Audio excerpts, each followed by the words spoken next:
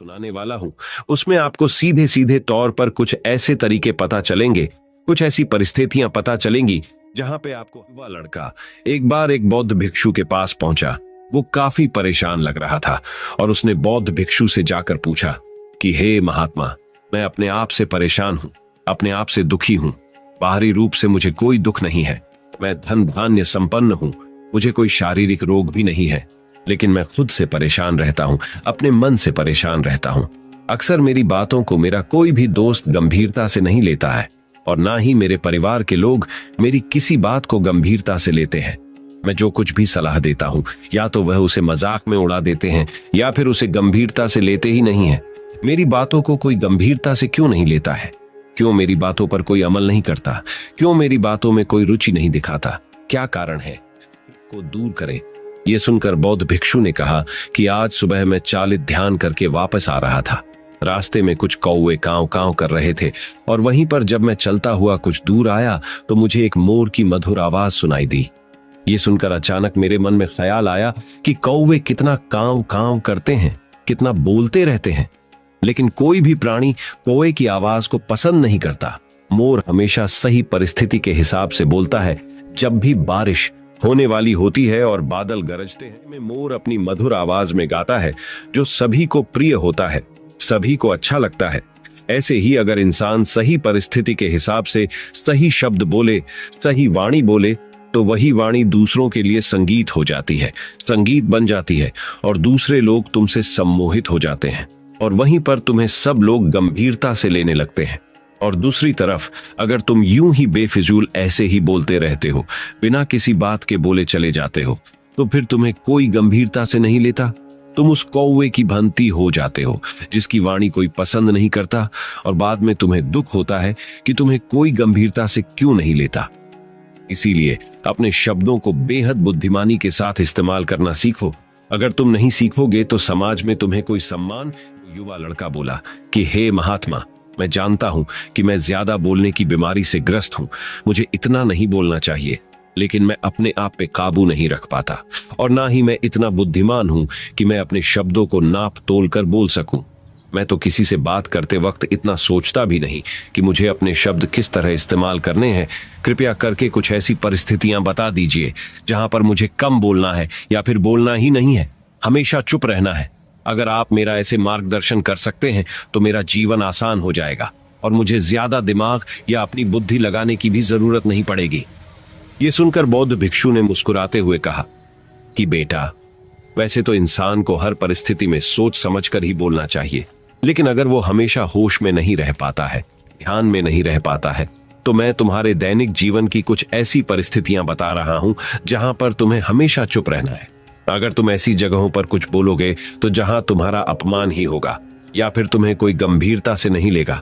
सबसे पहली जगह है, या यूं कहे ऐसी परिस्थिति जहां पर इंसान को हमेशा चुप रहना चाहिए, वो है जब किसी ऐसे विषय के बारे में बात हो जिससे आप उस इंसान की बातें ध्यान और इस बात का पता सामने वाले को भी होता है, तो हम बिना कुछ बोले सिर्फ सुनने मात्र से किसी को अपना दोस्त बना लेते, अपना मित्र बना सकते हैं।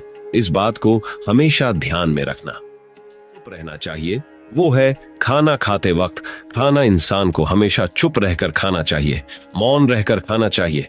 महात्मा बुद्ध और उनके भिक्षु हमेशा चुप रहकर भोजन करते हैं, शांत भाव से भोजन करते हैं, परिपूर्ण होकर भोजन करते हैं, पूरी तरह से करते हैं, एक एक टुकड़े का स्वाद लेकर भोजन करते हैं। और ऐसा भोजन जब आपके शरीर में पहुंचता है तो वो आपके अंग अंग तक ऊर्जा पहुंचाता है। अक्सर हम भोजन करते वक्त कुछ ना कुछ बोलते रहते हैं, कुछ ना कुछ सुनते रहते हैं, लेकिन मौन रहकर पूरा स्वाद लेकर उस भोजन को कभी नहीं करते। हम उस भोजन को करते वक्त आधे अधूरे ही रहते हैं और इसीलिए हमारा शरीर रोगों से ग्रस्त हो जाता है। जरा तुम खुद सोचो, बौद्ध भिक्षु हमेशा भिक्षा लेकर भोजन करता है और भिक्षा भी कितनी बिल्कुल मामूली सी, और वो भी एक वक्त। तो एक वक्त भोजन करने के बाद भी वो इतने स्वस्थ रहते थे, इतने उत्साह, जोश और आनंद से भरे होते थे। और हम तो इतना खाना खाते हैं, इतने सारे भोजन की सामग्री हमारे लिए उपलब्ध होती है। इसका सबसे बड़ा कारण होता है कि हम अपना भोजन होश में नहीं करते हैं, परिपूर्ण होकर नहीं करते हैं, मौन रहकर नहीं करते हैं।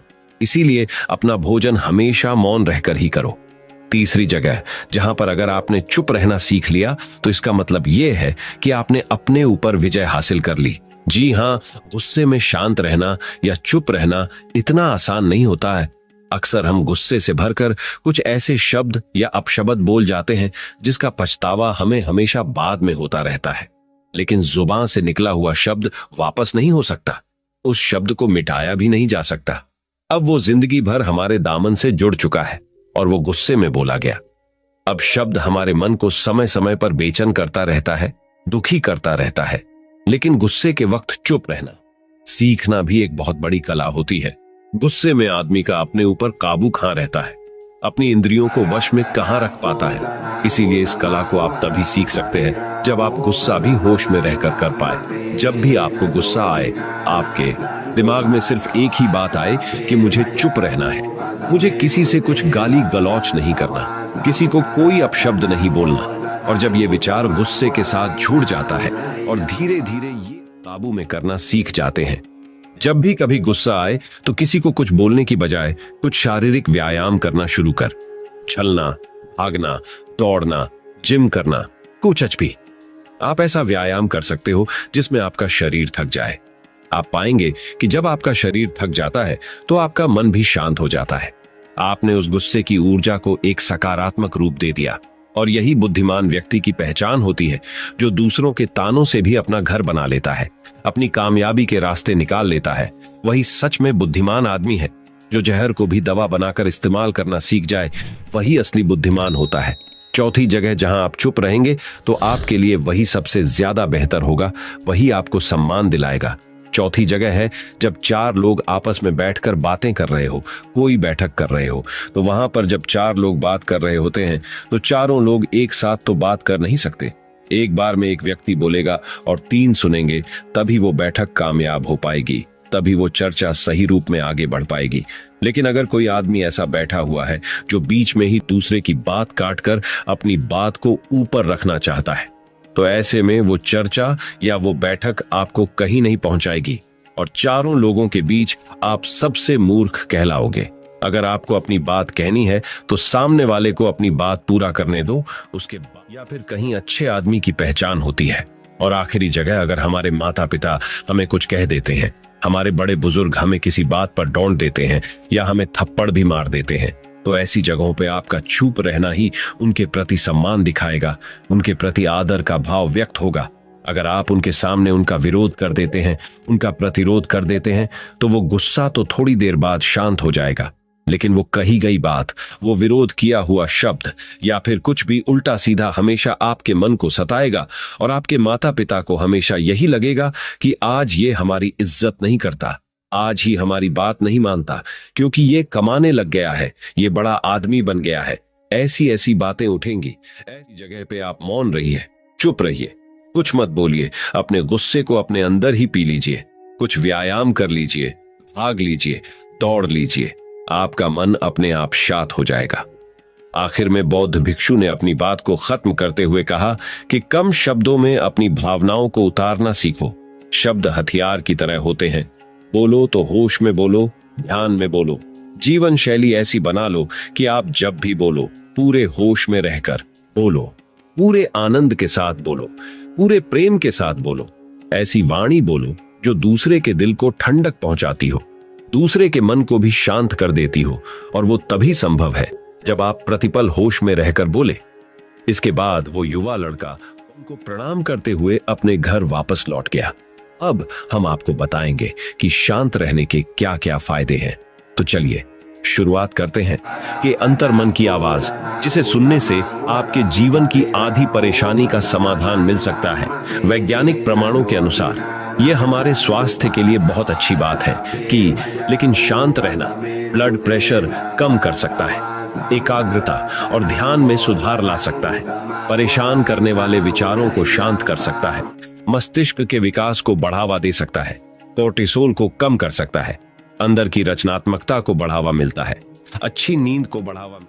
हालांकि यहां मौन रहने का मतलब परेशानी में भी चुप्पी साधे रहने से नहीं है, बल्कि अनावश्यक किसी भी शोर से दूर रहने और ध्वनि प्रदूषण से बचना है। मौन रहते हुए धीरे धीरे गहरी सांस लेने से और भी फायदे मिल सकते हैं। चुप रहना है।